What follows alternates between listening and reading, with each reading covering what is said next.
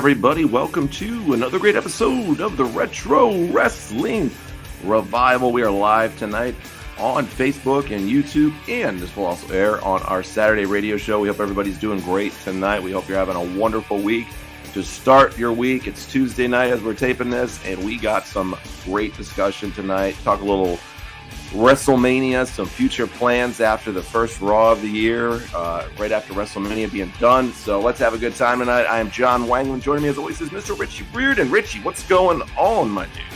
Not much, man. I'm just hanging out here out in Phoenix, Arizona. We had a great WrestleMania weekend. We were spoiled with a lot of good wrestling. Covered a lot of good matches, a lot of good ground, dude. A lot of stories were finished. A lot of stories were told and started. We had a lot of good things happen at WrestleMania. This is the first one in about 2.5 years that I've actually watched all the way through. And so that was definitely pleasant. I didn't like the 2-day format, man, but you know what? They kept me interested as long as they did, and I watched it both nights. So it was definitely good. I'm looking forward to covering it with you tonight. And hey, man, I'm also glad that you're back. Yeah, I'm glad to be back. It was a wonderful month off. I had a great vacation and everything like that. But, you know, it's like everything. It's even with good vacations, they got to come to an end sometimes, and you got to get back to the grind of life. And I'm excited to be here because we're going to be diving into a bunch of new stuff over the next coming weeks on the show. We're going to be doing more lives, some different formats. Like tonight, we're going to make this interactive. So if you want to hop in and join us, and I'm going to pop some links out, and I'm going to drop some links in the comments on Facebook and on YouTube so you can check it out in the comments. You'll see while we're doing the show, we're going to make it interactive. So if you want to call in, you can put your thoughts in, and I'll try to get you added onto the show and give you a couple minutes to talk about whatever we're talking about. I'll remind that when we get started. So it's going to be fun, something we're going to add in a little bit. So it's an incentive to check out the main show that we do on our Facebook and our YouTube. So, Richie, let's dive into it, though. I'll put those things up for everybody in just a minute. What did you think overall of the show, WrestleMania 1 and 2, the whole experience? What would you give it? Man, I'll tell you what, day one was pretty good. Definitely got to give it to night 2, though, when they wrapped everything up and had the finale. Of course, the Cody Rhodes match versus Roman Reigns was probably my favorite one of the night. And then, who could forget the great moment with CM Punk and stuff like that. So night 2 definitely capped it off as the better of the 2 nights, in my opinion. I thought overall it was really, really good for the most part. I mean, we had some stinkers. Let's be realistic. There was some stinkers, like there is with anything. There was some stinkers on it, but that happens on a show. Not every show can be amazing. I thought the main event of night 2 was one of, if not the best WrestleMania main events I've ever seen. I thought just they delivered on every end of it. Kudos to Cody, to Roman, to Rock, to Seth for the storyline they've been putting up over the last few months and what they built up. Boy, what a difference it makes when Dwayne "The Rock" Johnson is there, wouldn't you say? Man, I'm going to tell you like this. The one thing that I noticed is WWE is getting rid of the sports entertainment. Thank God. Deal, and they're starting to go back to professional wrestling again, which is something you and I have called for years. Yes. They're finally making the right moves. They're finally starting to make it feel like wrestling again. Not this Walt Disney, hokey stuff that Vince McMahon had going on. Finally, a wrestler is in control. And you know what? It seems like he's making the right moves, in my opinion. Triple H, say what you will about him. Paul Levesque, the man, Triple H, the character, whatever you want. One thing bad you can't say about him is his booking decisions right now. Yep. He's making all the right moves, all the right plays, and I can honestly say for the first time in WWE, the right man's in the driver's seat. Yeah, it's real nice, and they're not shying away from it. If you watch Raw this week, or you watch SmackDown, or SmackDown the week before with the Hall of Fame ceremony afterwards and all those things, they're really pushing the Paul Levesque era and pushing that Vince McMahon is no longer the one that's in charge of it. And right. I think that's a very smart idea. I don't want to see him to go overkill with it now and continue to keep mentioning it a million times. I think everybody's kind of got the point of it. But it's great to see him in charge, and he's doing a fantastic job so far to really kind of build this up. But I got to go with The Rock's inclusion as being the main part. This was so interesting. Triple H has a great creative vision and everything. The Rock just brought so much to this whole feud and storyline over the last few months, as we've talked about. He definitely makes everybody else look different because, let's be realistic, he's The Rock, and that's just how it is. And everybody else is, in comparison to him, a lot lower. But he did a really great job, I think, to elevate people too throughout this feud. And it's not like he's trying to steal the limelight or the spotlight from anybody. But when you are the biggest heel, or not heel, when you're the biggest person in Hollywood, it kind of gives you that anyways, because he's mainstream. While everybody else is just in the wrestling world, basically. The Rock is everywhere. He's in the football game now. He's in the entertainment field, of course, and now he's back in sports entertainment, in wrestling. So glad to see it. It made it a lot of fun. Night one, I'll say, started off real hot and then really had a couple of duds in there. And we're not going to cover every single match and thing like that, when we're talking about tonight in depth, but we'll kind of briefly touch on all of them. So night one kicked off, Becky Lynch versus Rhea Ripley. What'd you think of that match, Richie? I think both their makeup was god awful. Oh God! It looked like they were trying to make Becky Lynch look like the opposite of Rhea Ripley with the color schemes and stuff like that.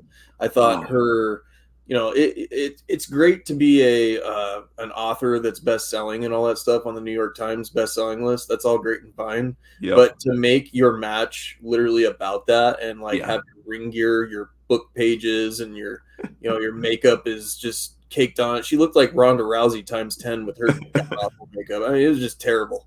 My wife's like, "No, it's just the angle of her face. It looks fine." I'm like, "No, it looks freaking awful, dude." And then Rhea Ripley definitely carried the match in my opinion.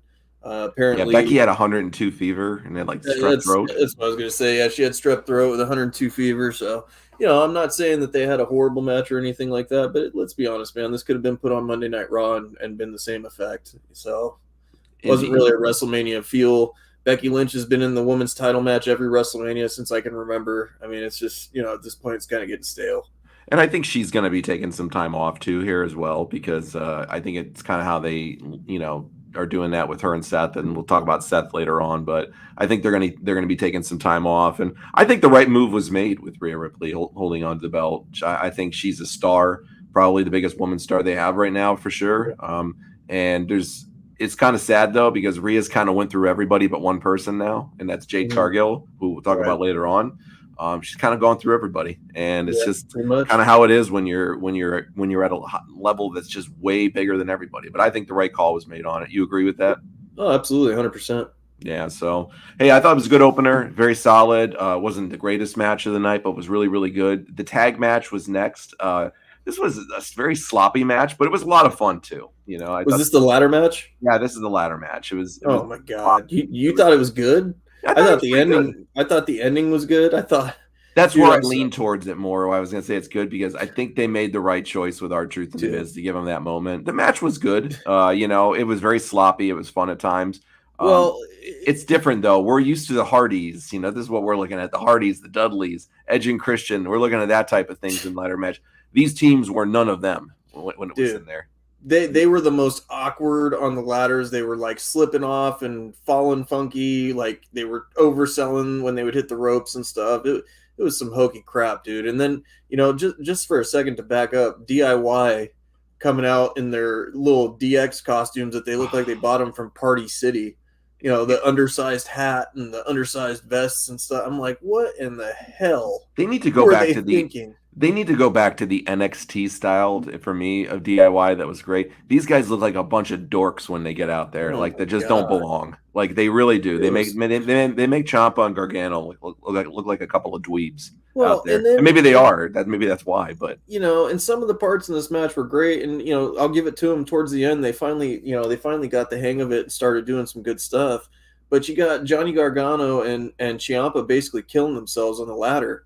And both these guys have been injured time and time again. Ciampa doing that big drop off there. I'm like, man, what do you guys do? Are you trying to get this guy to retire early, or what is it? He's been injured how many freaking times since he's been back? He's definitely. I didn't agree with that call at all. He's definitely a little brittle on it. I don't like Waller and Theory. I think they're two cringy fucking goofs. That's just my opinion. I think they're just cringy as hell, and I have no urge to really care about them. I mean, I get it why they did it with them. I know they're trying to push something different. We knew they were going to split the belts as soon as they announced it. It was kind of the inevitable thing that you saw when they announced it. Oh, both belts are on the line. We're like, okay, we're definitely going to be getting two new champions. Yeah, no doubt about it. Yeah, like I said, it was good, but it wasn't great or anything like that. New Day has just fallen off tremendously for me. Their outfit was horrible. This would have been the perfect. It didn't even time match. to have, it didn't even match, and those two. It would have been the perfect time to have those two betray each other. In my opinion, there were some spots in that match where you could have had them, stab the one in the back. Xavier Woods. Xavier Woods has a heel in him, man, that just is screaming to come out. Do you think they're ever going to break up the New Day? It doesn't seem like they will. They won't because of how much merchandise they move. Yeah, but at this that's my point, thoughts. Biggie's not coming back, man. I mean, his neck and things like that. I don't think he's going to come back. I really don't. It's unfortunate. I agree with you. I think his career. And you can't replace him. There's nothing you can do to replace that guy in that group. It's just a dead group now, and we all have to accept that and move on. And let's be real. They had a great run. Yeah, they had a great run, amazing run. And Cody, for people who throw pancakes and ride bikes with horns on them and shit like kids to the ring. I mean, they had a great run. And Kofi Kingston is not a young guy anymore. I believe Kofi's in his early 40s now, if I remember correctly. I believe he's around my age or right around there. So he's not getting any younger, and he's totally, to me, kind of lost his appeal with the fans. Remember that popcorn fart that was Kofi Mania? It's amazing to think that was about 4 years ago or so. And it was just as bad as the Daniel Bryan shit and the rest of it, dude. It was here today, gone tomorrow. It's the same thing with this Cody Rhodes stuff. Be here today, gone tomorrow. Yeah. Well, the next match was Rey Mysterio and Andrade versus Dominic and Santos Escobar. I mean, all great performers in there. I think they missed out big on this match. First off, there's two things they missed out on. They were setting up, a Carlito heel turn look on Friday Night SmackDown when they announced Dragon Lee was supposed to be his partner, who then got hurt. Then they put Andrade in. Andrade is so not over with anybody. He's a great worker. He has zero personality, zero charisma, zero everything that I have no urge to want to see on my screen. And I thought Carlito was going to turn. That's how I kind of thought they should do it, with the Carlito heel turn. And they didn't even go near that. It was great work in the ring. And then the second part to me that I just don't get is, why the hell do you have those two dorks from the Philadelphia Eagles come out and cost Dominic and Santos? It made zero sense. Just a way to get that Kelsey guy and the other guy from the Eagles on screen and Lucha Mas. And why are they not having Dominic Mysterio win? This guy is probably the biggest heel in the company. He gets better heat than anybody. He's a solid and great worker. Right. And he has lost time and time again to his father, who is literally within probably a year of retiring or less. If you want to see Rey Mysterio, this is the time, because there's not much more that Rey's going to be doing. I don't think more behind him than he does in front of him. They should be putting Dominic Mysterio over to the moon. Here. Yeah, to the moon. The guy just don't get it. All right, good Mm-hmm. comment. Jason Koenig here says Dominic doesn't need a win, though. I think he does, Jason, for legitimacy. They make him lose to ever. I mean, he lost a damn Ricochet the other week on Raw. Yeah. They need to give this guy a win of some sorts. How many times can you beat him before he's not relevant anymore? He turns into a James Ellsworth. I mean, that's what I worry about with them, because I think they have the greatest potential with this guy. In fact, I'm going to go as far as to say, for Money in the Bank this year, if I'm booking a Money in the Bank winner, I want to see Dominic Mysterio. I do. Yeah. I want to see him hold on to that thing and get a real great chicken shit heel move to win it eventually.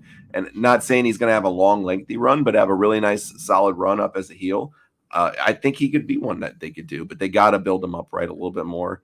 He's really improved in the ring, too. He's really getting a lot of tremendous skills. And Santos Escobar is a great worker, too. I got to give him that. So all these guys were great workers, though. Oh, absolutely. And one way you could kind of fantasy book that, and just foreshadowing here, is you have Dominic win the Money in the Bank, and you have Damian Priest as the champion. You do the old Triple H Randy Orton storytelling, and have Dominic go over and win the title eventually from Damian Priest. I think that would go over big. It could be really interesting. It's going to be interesting. We'll talk about Damian Priest in a little bit, what they do with him and how long that this run really kind of goes on for them. So I like that idea too. And I think that's an inevitable thing that could potentially come down the road. Yeah. This next match, though, was the worst match in all of WrestleMania this year, in my opinion. This match just was terrible. Just did not get off for me at all. And anyway, it was the Uso brothers taking Jimmy and Jay. Oh my God! What a letdown! It was to me the one that I thought was going to be a show stealer. In fact, Jeremy had sent me a message during it. I didn't think I was going to get a chance to watch WrestleMania because I was traveling back and I was in the airport, and I had a long layover in Japan for the night 2. And then I had a second, or for night 1, I was actually able to watch, which I didn't think I was going to be able to. So I was glad I got to see it. But then I watched this match, and I'm like, man, what a letdown it was. They could have done just tremendous, and they just didn't. Jason, I don't know if Jimmy was injured or not. I don't think he was. I just don't think it works. My theory behind this, Richie, is brother versus brother just doesn't ever work for me. It's The just only very time it works rare. is when it's fictitious, right? Yeah. Kane and the Undertaker. That's probably the only time I've seen it work. Yeah, I just don't know why it just doesn't go well. The only one that I can think about that was really good, a brother versus brother match, was Cody versus Dustin in AEW. That was a fantastic match that they had. Yeah, Jeff and Matt Hardy was god awful, Terrible. horrible, It just terrible. doesn't work for whatever reason. Doesn't. I don't know why these two are great performers. I really thought it was going to be a show stealer, and it just, for whatever reason, was not. And there were some missed opportunities. You could have had Naomi get involved. You could have had Rikishi get involved. You could have something, make it more personal, not this. It was basically yeet versus no yeet, which nobody even still knows what that means. Does anyone know what yeet means? Somebody I don't know explained what it to me once, and I completely forgot because it just doesn't resonate with me either. What's his name? Jay is the baby face, though. I think the one, I always get him confused. But yeah, it was a rush storyline for sure, Rob. It just, there's so much more they could have done with this, and they just didn't do it. I mean, the only part I liked was when he extended his hand out to him. It looks like they were going to reunite, and then he did the great heel move, and that was kind of it for me there, because it was They should have got Rikishi involved, man. I think it was a perfect missed opportunity that they could have got him involved, and they maybe even made him a guest referee. I thought that was a great idea that somebody told me. Yeah, Robert Kuhn puts a good point up there. And hey, Rob, how's it going? He said you had them as the bloodline for a couple of years, and then in 2 months it went bad, and then they just ignored the storyline for months. Right after, I think it was Survivor Series or SummerSlam it was. Right after, they ignored it for all that time, and then started kind of building up. And as they built it up, like you had said earlier, Rob, they just kind of rushed it, and it just didn't go out like that, and it just wasn't done right. Just did not hit. I hope they don't try it again. That's just me. Like you said. Please. Missed opportunity with Rikishi 100%. So definitely was my least favorite match, and was probably the worst one that I saw, in my opinion, on the card. The next match was the 6-person tag match. The team of Bianca Belair, Naomi, and Jade Cargill versus Damage Control, Asuka, Kairi Sane, and Dakota Kai. My take back out of this match. Match was good. It was what it was. But it was a showcase match for Jade Cargill, and Jade Cargill is a friggin' star when I see it, Richie. What do you think of Jade Cargill and her overall presentation? She's phenomenal appearance, phenomenal physique. I mean, how could you deny that? She's got a great look and everything like that. I'd like to see some changes on her costume and attire. I think it's very much American Gladiator style outfit, and I think that she could look a lot better.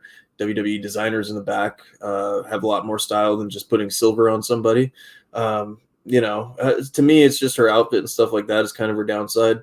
Her moveset and stuff, it reminds me a lot of like a Goldberg or a Batista. She's very talented. She's got a lot of charisma that we haven't even tapped into yet. We've seen a little bit of it on AEW programming, so I honestly feel that Jade Cargill is going to be around for a long time. She's going to be a future champion, honestly, and I think they'll keep her around for a long time. But one thing I do want to see is her attire change a little bit. I don't like the silver look that she has.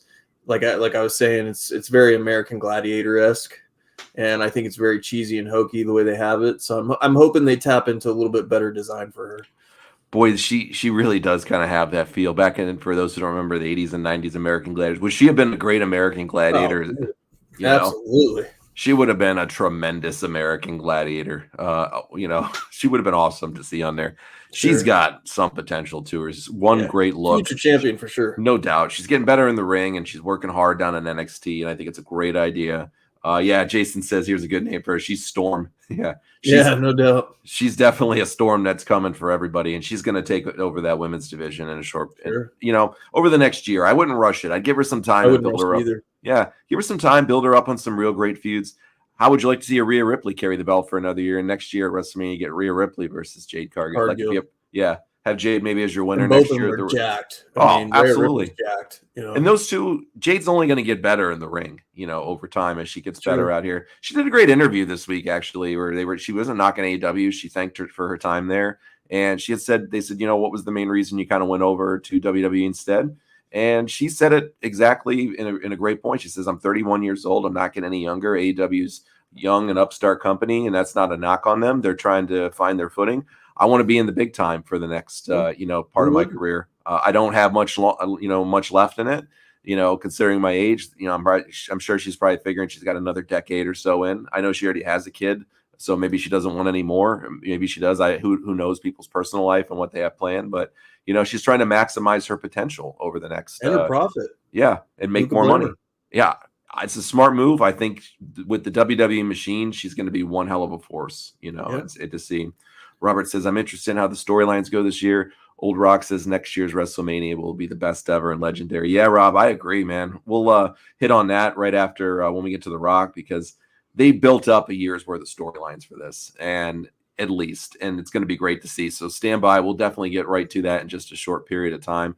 The rest of the women in this match did a great job. Damage Control is a fun tag team as well, and they do good together. So, definitely not a bad match, but it was definitely, a good filler match for sure. Next match was the best match on the card for night one, and it was Gunther and Sami Zayn. Gunther, the Intercontinental Champ for 666 days and lost. I thought the match was great. I just want to see them change some of the spots around. Sami Zayn almost killed Gunther doing that brain buster off the top rope, and he's lucky that he didn't. I'll just say that right off the bat. I get why they did it. He's the wrong choice, though. It would have been Chad Gable to me. That's me. I think they made the way wrong call with this. I think they could have kept the Gunther thing going for a little bit longer with this Intercontinental title. Because he's not going to be in the main event right away, because they have a heel with Damian Priest as the champ now, and that's what they knew they were going. Gunther lost in the shuffle. He's lost now to Sami Zayn. I mean, come on, it was a great match, awesome match. It just Gunther is a dominant force to me. If you're going to have Gunther lose to somebody, this is how I would have done it with Gunther. Okay. Like I said, awesome match. These guys delivered as a match, had great energy to it. I'm glad for Sami. This is how I would have done it.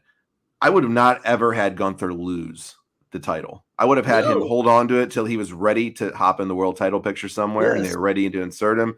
And then they say to him, "You have to give up your belt if you want to go for this. You've beaten everybody, you've gone through it, and then have somebody win."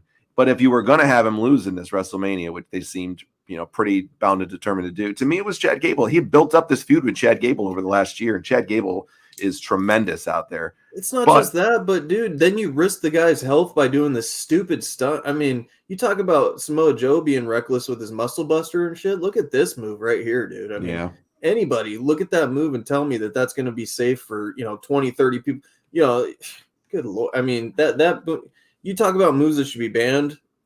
And I'm not one to ban moves. Yeah, you mean the brain buster that he did? The brain buster on the turnbuckle. I'm not one to ban moves like tombstones, all that stuff. Cool, all systems go. But you know what? That brain buster is going to paralyze somebody. And a guy like Gunther at his size should not be doing that. Yeah, should definitely not be doing that. Jeremy says Gunther's going to go after Cody, Jey Uso versus Priest. Yeah, we saw that on Raw with Jey Uso. We'll talk about that in a little bit with Priest too, Jeremy. We'll hit on that in just a little bit. I think they're going to give Gunther a little time off, in my opinion. I think they're going to hold him off of TV for a while and kind of rebuild him up a little bit, let him get some time off. Yeah, he's a guy to me that should be definitely inserted in the picture. I don't know about Cody yet, Jeremy, because I want to see some more feuds out of Cody. Because to me, when Gunther's a guy that is going to be a world champion this year, and I think they should wait on it for a little bit with him if you're going to have it. Cody's not going to lose that belt anytime soon. There's too much to be done. But maybe he will actually go after him, because that's how WWE sometimes does it. They might actually do it. I wouldn't do it that way. That's just me. It'll be like Ryback, how they did it too soon for him. Yeah. To me, how I'll compare it. To me, in regards to workers overall in WWE, the best technical in-ring worker to me, and one that gives the best matches out, is Gunther. The guy is believable. He's a dominant force. I really am a Gunther fan. But hey, good moment for Sami. It left everybody to go home happy. I just hope they book Gunther right and do right by him eventually. And I think we will get a world title around Gunther sometime in the next year. So between now and the next WrestleMania, I can definitely see it coming. Or having him in one of the main events, maybe potentially next year at WrestleMania. Guy's there. He always delivers in the ring. And they're pushing the, now the kind of Gable versus Sami for a match, I guess, next week on Raw. So I'm sure they'll have a great match. Put some butts in the seats. Yeah, they'll have a great match, but I don't know if it's going to draw too much. So we'll see. Hey, let's give them some time and kind of what they think on it, and maybe they'll deliver us something really good on it. But they delivered a great match nonetheless on this one. And then we had the main event. Some people didn't like this main event. They said it was too long, which I can kind of agree with, but I really don't care because this was a special match to I end the thought this card. was the greatest match of the night. It saved night one for me, which was Yeah. very lackluster in the middle. Some people didn't like the length of it. I can get that and understand it, but still, it was such a special feel to Cody Rhodes and Seth Rollins versus The Rock and Romans. The entrances was just a touch too long, I think, for everybody. But all of the entrances were cool. It was special. It was built up right. I mean, what do I you want, man? absolutely You know, love this you want to match. watch Corey Sane a little bit longer, or like. I thought they paced all of those matches perfectly fine throughout My the whole God. night with the length that they People gave them. complaining, And when it's The not Rock like is they in the were in a ring, time dude. crunch or anything like that. It's not like they were in a time crunch on anything like that. People beg and plead for The Rock to come back, all the time. That's all you heard for the longest time. Oh, Rock spends too much time in Hollywood, this and that. He finally comes back. They don't want him in the main event. He gets put in a tag team match. Now the match is too long. People, we're not going to get to see Dwayne Johnson in the ring much longer. So you might as well enjoy it while we have it. If he's in there a long time, that was the other thing when he wrestled CM Punk. Oh, the match was too short. Oh, he beat Eric Rowan in 6 seconds. The match was too short. Now the match is too long. Like what do people want from this guy exactly? I don't get it. It's like you said, it's like people want to whine about everything just to whine.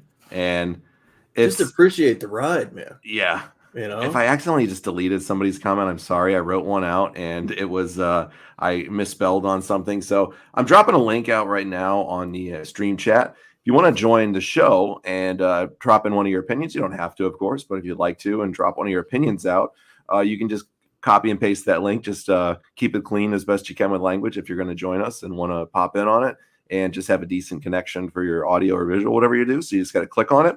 We're going to try to do this a little bit more throughout the shows, so make it a little bit more interactive. If you don't want to, no worries, but it's always fun to drop an opinion out and get some people on for a couple minutes. So if you're interested, pop on. It's an easy way to do it right now. If you're not, no worries at all.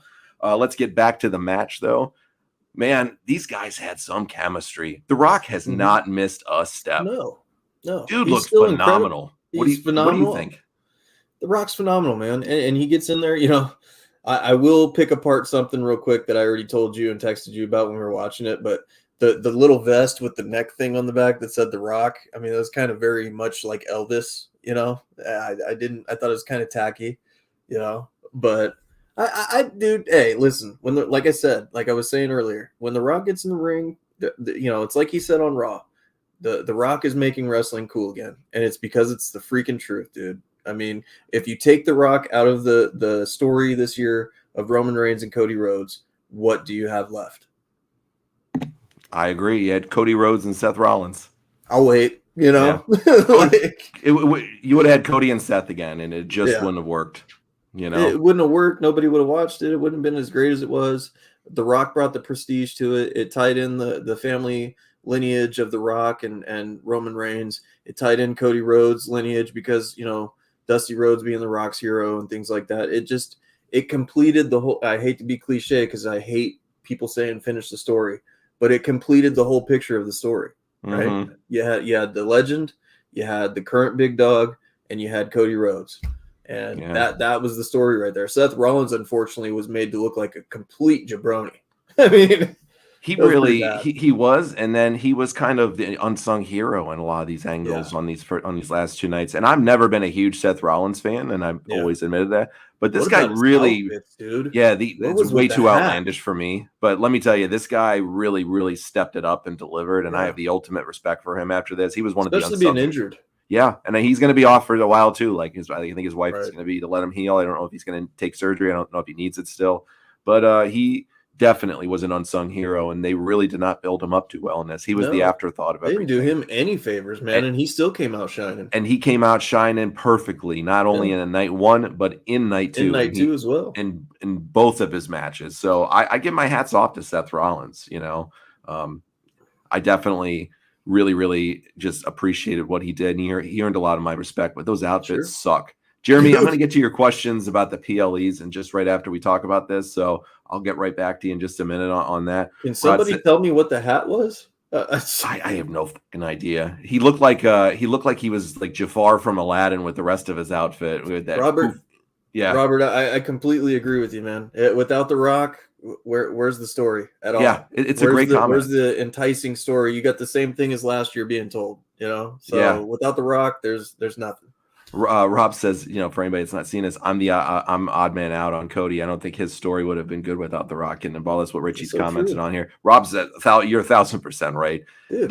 The Rock made all of this special, Yeah. and this was the And kudos greatest. for him for doing it, because guess what, folks? I mean, The Rock doesn't have to wrestle. He The doesn't have to guy's do made enough shit. money Yeah, for generational wealth. yeah. He's literally doing it out of the love for the company and the business that's made him.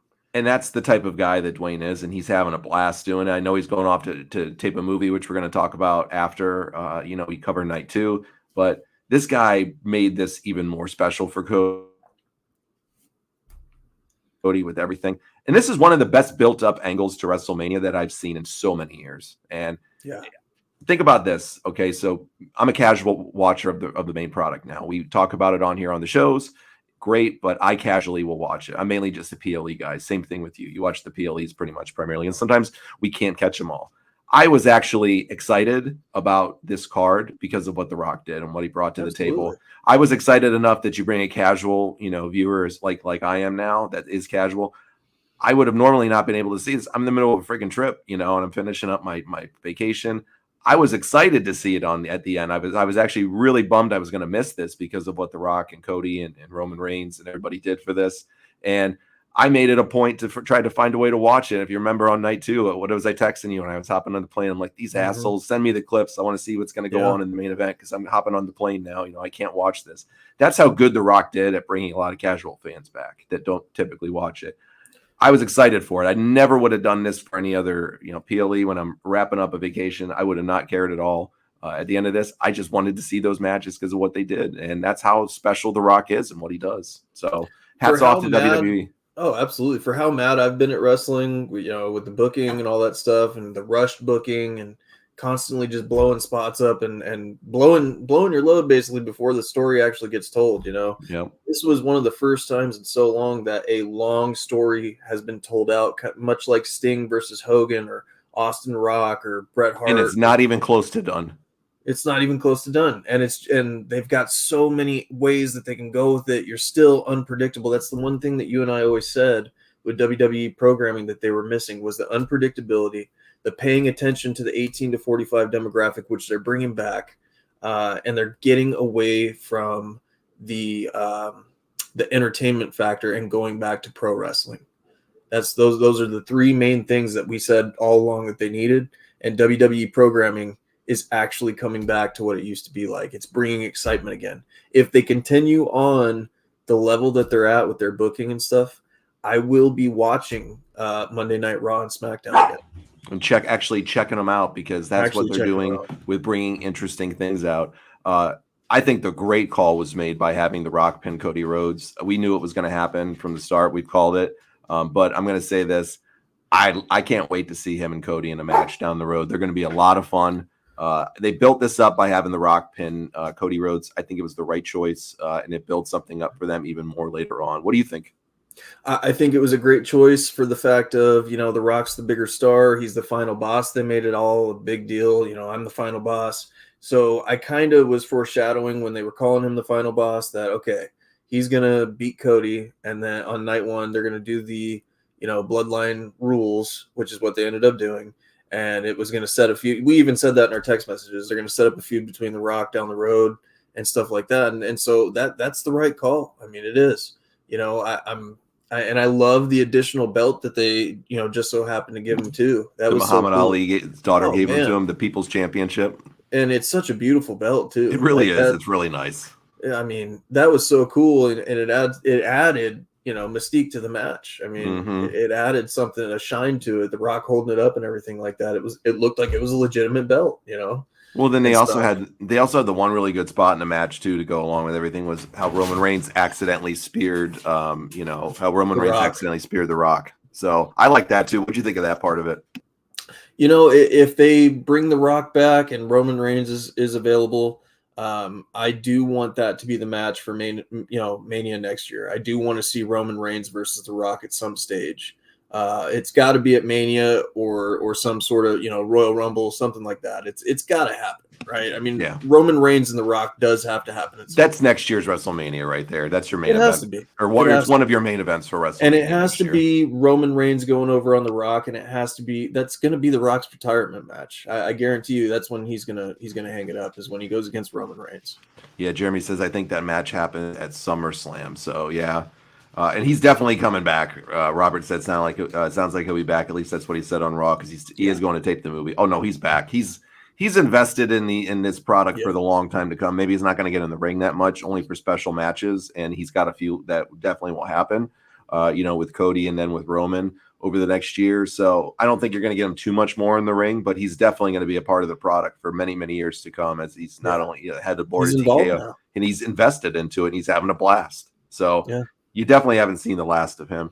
Robert says, I hope they don't mess up with what they have right now. We have some older vets like Punk, which needs to help these younger guys with mic skills and getting crowd pops. I mean, what a great people do they have to learn from with guys bring like a great point up, though, because if you look at this storyline with The Rock, he did that. He was egging these guys on. He was pushing them to a new level, saying, okay, kid, you want to say you're a draw? You're the top of the company? Let's see how far you can go. You could tell that in his promo work with these guys. He was pushing them to another level. He wasn't trying to steal their shine. He was trying to develop their characters. Yeah, no doubt about it.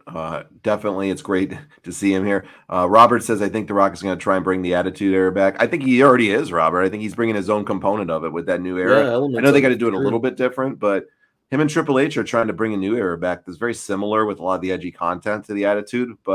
And like I've always said before in the show, nothing to me, I don't think we'll ever top that era of wrestling, the Attitude Era, and just how great it was. But I think they're gonna make a really, really good push here and be able to do a lot of really good stuff. They got to bring blood back. They're doing okay with the language and stuff. I mean, especially when they go to Netflix, it's coming. It's coming on select ways. So definitely night one, I give it a thumbs up. Because of that main event. Same with you.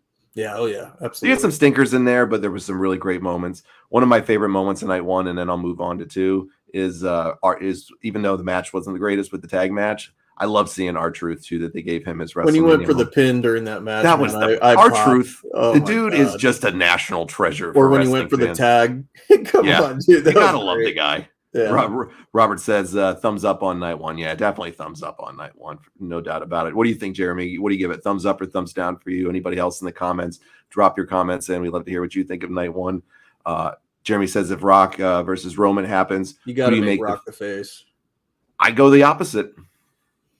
I think that you go with Roman. Is a terrible face, dude. He is, but you can build him up for this feud and then turn him right back to heel down the road in a short period of time. I'd like to see the bloodline, turn on Roman Reigns and go with The Rock and do something. I would like, I want him to do exactly what he did to Farouk in the Nation of Domination. I think it'd be a great retell of the story. 1,000%. You could do it. Yeah. You could just flip it and have Roman lose everybody, and The Rock takes over as his bloodline, and that builds you right up in the WrestleMania. And then down the road, in a short period of time, you make Roman Reigns go back to his original heel persona because he is better as a heel. But I think that's how I would do it. Will they do it that way? I don't know. Remains to be seen, but I think it could be something interesting. It's kind of pulling a sword on everybody. Robert says, heck yeah, R-Truth. He's the best. 100%. Jeremy gives it a thumbs up too. Perfect. So, yeah, good night. Night two kicks off Drew McIntyre and Seth Rollins. Seth, I know, is hurt. It wasn't a long match by any stretch of the imagination, but I thought it was a really solid match. These guys did tremendous. There was a lot of great spots. I never put over Drew McIntyre because I think he's boring in a lot of ways. I've really enjoyed seeing what he's been doing with this evolution as this super heel, and he's super agitating and cocky and a prick, and that's what he's playing great. This is the most personality and character I've ever seen from him, and I like it. And I think it's fun to see. And then I thought the ending to this was great when he gets the title and he comes over and crap talks, stuff to CM Punk, and Punk's trying to ignore him, and they're having this little battle. And then Punk finally has enough, scoops his leg out from underneath him. He lands on top of the announce table he was standing on. And then Punk proceeds to take off that steel, brace from his arm and just beat the snot out of him. And then here comes Damian Priest, cashes it in. And a guy that's been somebody that's nobody really wanted to see cash in and just hasn't looked that great gets one hell of a special moment, an opportunity for them to fix that character a little bit and really put this guy over now that he's got the belt. And then Drew is left pissed, and CM Punk is laughing his ass off as he just cost this guy, the match. And this guy's cockiness came out bit him right in the ass. So really cool. Really, we all knew it was coming. Everybody had been talking about Priest. We had mentioned on the phone this was his time to cash in. And hey, it was a good, solid opener. What'd you think? Man, I'm gonna tell you, this match was great for a lot of reasons. You had Drew McIntyre tweeting during his match saying, bored at work, and then like you said, you had him going over and talking crap to Punk and saying this is my moment and things like that. Yeah, and CM Punk and Drew McIntyre, that's going to be a great program to watch them against each other. But me personally, I've been enjoying Drew McIntyre as a heel. I think he's another guy like Roman Reigns. It's a terrible face. He thrives when people hate on him. He thrives. He's much more like an MJF character. He's very cocky, very arrogant, like you were saying. That's kind of his niche, dude. I think that Drew McIntyre has to be a heel in order to be good. I mean, that brings his character out. That brings his greatness out. So, when that happened, and then you have CM Punk do the double swerve and stuff like that, you got Damian Priest cashing in.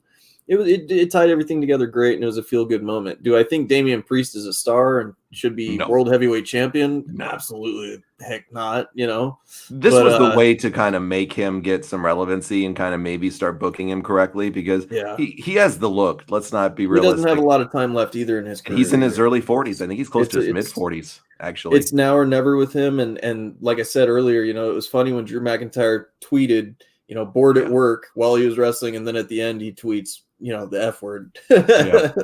He's been, like I said, never been somebody for me. I know you're a fan. Yeah. And like I said, too, this guy really I'm a fan when he's a heel. I'm not a fan when he's a face. He's winning me over, man, with that heel stuff. I don't ever want to see him, like you said, as a face. There's guys that just aren't meant for it. No. He's got all the qualities to be a dynamic heel. And I popped like when he was doing the Roddy Piper sort of entrance when he was coming out when they did the bagpipes. I was like, oh my God. It hit me all in the feels, dude. It made you hate him even more too for coming out to the hot rod stuff, It made you hate him even more for that, which was great point. It was a great feel to it.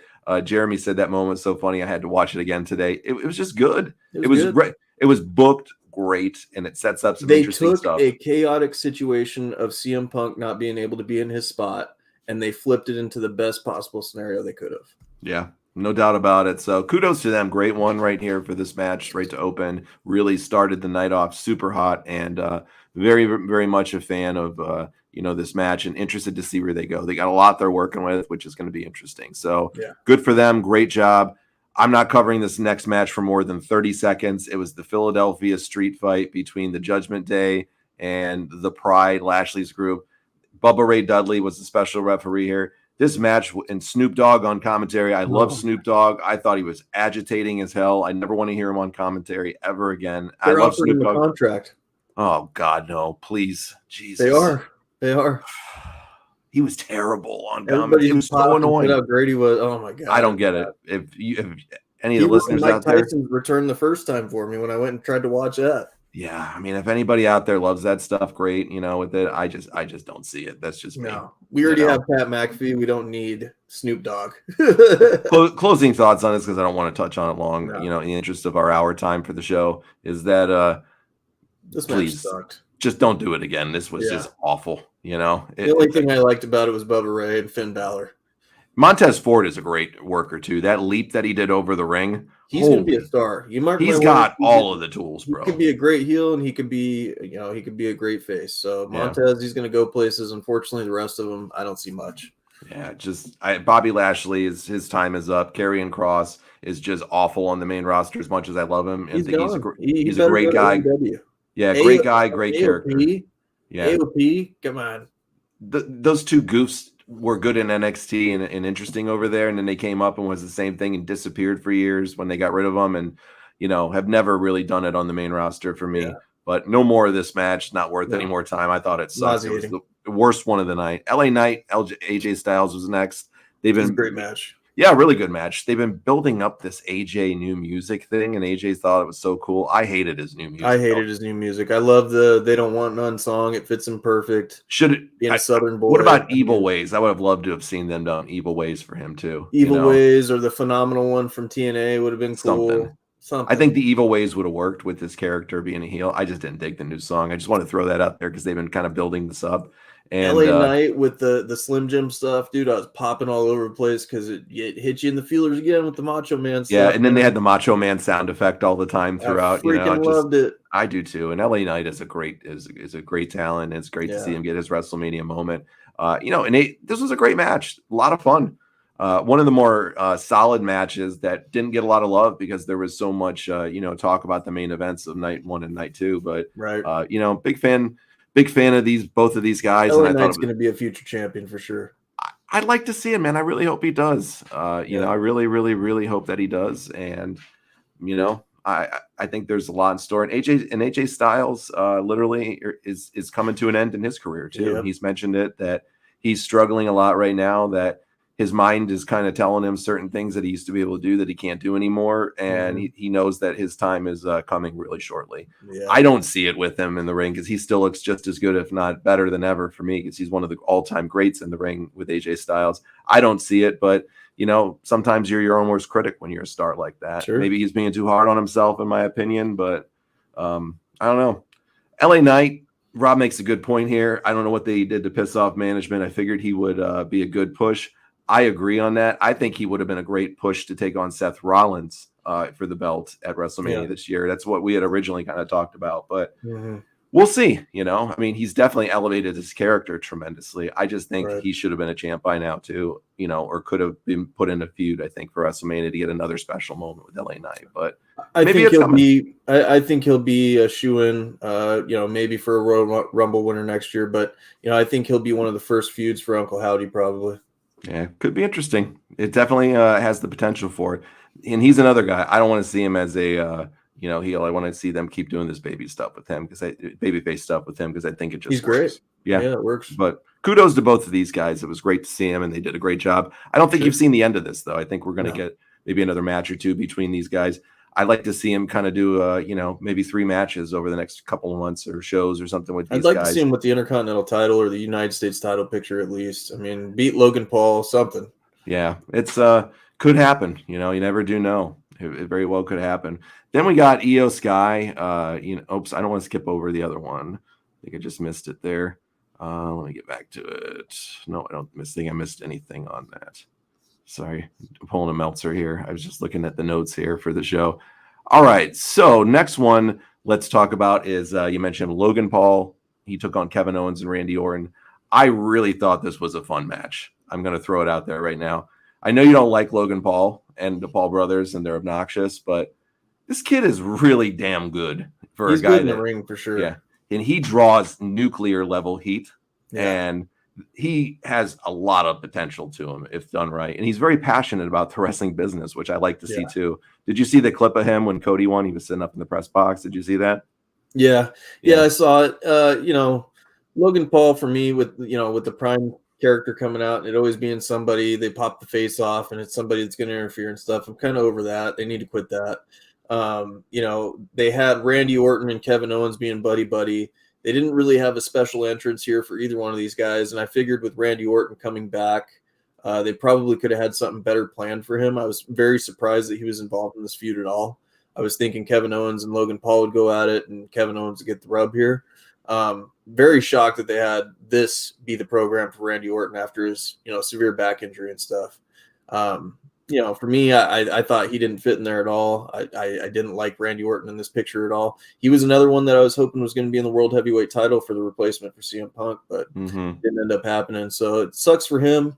Logan Paul ended up going over in this match. And like you said, Logan Paul, he's doing okay, man. His performance is great. His character is kind of corny, the anime stuff. And I don't know. I'm not digging the Maverick, man. Let's see the comments. Jeremy said this was the night Randy became a Spartan.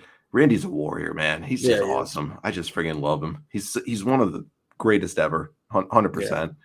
I love my favorite moment, and I'll wrap up on this because we got to get to The Rock, and I want to hit on that the most for the last 10 minutes.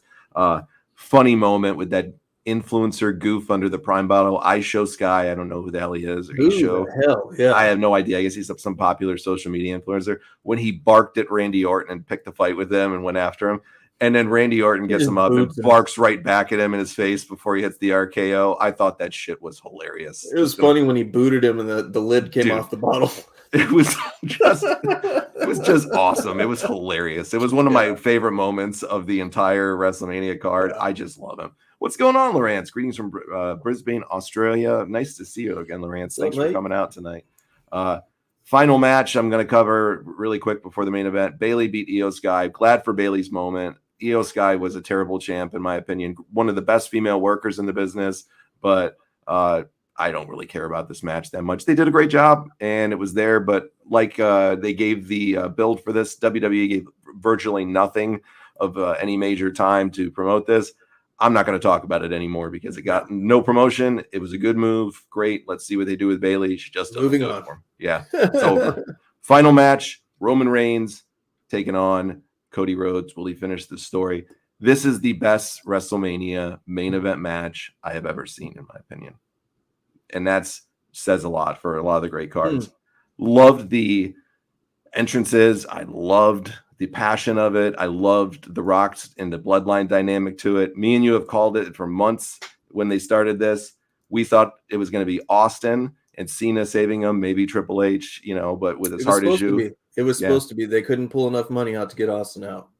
Here's the reason why I think they went with Taker, though, is because everybody that was in the ring with Roman Reigns that ended up coming and helping him, with the Jey Uso, then you had Cena come out, and then you had the Undertaker. They were all people that had matches against Roman Reigns. That's why they did it with Undertaker. That was their way of linking it together.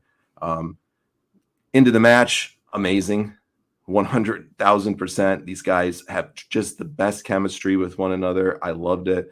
I thought it was a great pace. It was long, but it was good. It was worth it. The emotion behind it. And going back to the fun parts of it, Solo comes out, Jimmy Uso comes out. Of course, his brother comes out to help out because Cody needed that backup. That was what they built up, for him losing. Bloodline rules. Here comes Jay to take on Jimmy, who's trying to help him. Then Solo comes out, which I knew automatically was going to be John Cena because that was his last feud. John Cena got a huge pop. Great moment for him. Thought it was awesome. So did his hair. Yeah, he needs to put some hair plugs in though, bro. Like he's got the money. Okay, that thing flying. I mean, he's got the dough. Put some hair plugs in, bro. We get it. You were Ricky Stenicki. It's over. Come on, man. Like that's. I would draw back to that too. But fun moment. Then The Rock comes out, ends up rock bottoming Cena, and my favorite moment of the match in regards to the the appearances. You hear the gong hit, and The Rock just looks shocked and turns around to go look for him coming out of the entranceway. And then you hear the other gong, and boom, Undertaker is standing right behind him with that evil, pissed off look, and just total American badass Undertaker. Gave me goosebumps, dude, to see him in the pop that he got. Rock gives him the look and goes after him, and instantly nails that choke slam on The Rock, and The Rock is now immobilized from the match. Gong hits, everybody's disappeared, and then you get the unsung hero of WrestleMania, Seth Rollins, coming out. I thought this was awesome. Roman Reigns, is then getting ready to take out Cody for the win. And here you hear Sierra, Hotel, India, Shield music pops everybody in the crowd. Everybody's just going bananas. Who's it, going to be? Some people thought it was going to be Moxley. They were like he's 5-year contract with AEW. It's not him. A lot of people say, I thought it was going to be Moxley. Not only that, he's helping with creative over there. Come on. The guy's over there for a long time, folks. Mm-hmm. I don't get your logic behind that for the ones I've seen online that were saying that, but whatever. Seth comes out with the Shield. I thought it was awesome. And then Roman makes the save for him, hits the Superman punch as he's getting ready to hit him with the chair. And then Roman gets the chair, goes back to all those years with the Shield when Seth turned on Roman, and he's debating, should I hit Cody or should I hit Seth? He nails Seth with the chair, and that leads Cody into hitting his finishing move 3 times on him and sealing the deal and getting that big victory. What a great moment. It was awesome. With all that said, what did you think? I think it was a great match. The entrances for me were pretty good. Cody Rhodes, it was a big stroke off of Triple H all night. It was really weird how, they had Cody Rhodes' mask was much like, Triple H when he came out with the golden, skull mask with the crown and everything like that. So that was kind of awkward. Especially given, Cody Rhodes taking a sledgehammer to a mock, the statue of his throne and stuff like that. Like, it's just, it was all weird. It was like a big stroke off of Triple H, but whatever. I digress. you get into the match, and the match was very entertaining and stuff like that. One thing that I don't want to see very much more of Cody Rhodes is devaluing his finisher, where he has to hit it 3 times on somebody to get the victory. Yeah. The Crossroads is cool. It's cool when you rolled into a couple and you have to pull it out for the likes of Roman Reigns or someone like that, but don't be doing it all the time. I think it devalues his finisher a lot. I think they went with the right ending, but you know what? The biggest missed opportunity, as the rumors are, MJF is signed to WWE. I think this would have been an explosive way to bring him in and do this, and cost Cody Rhodes the match. I definitely would have went that route. So we'll see what happens with that and where that's all going to play out. But I definitely think that they made the right call with finishing the story and then continuing on with The Rock later on, foreshadowing and stuff, and him being the final boss. I think this is going to be an entertaining story nonetheless. I do think that we'll be seeing MJF and Cody Rhodes at some sort of capacity down the future. I hope it does, man. I really hope it does. I can't wait to see it. I was hoping he was going to come out on Raw. Unfortunately, we didn't get it.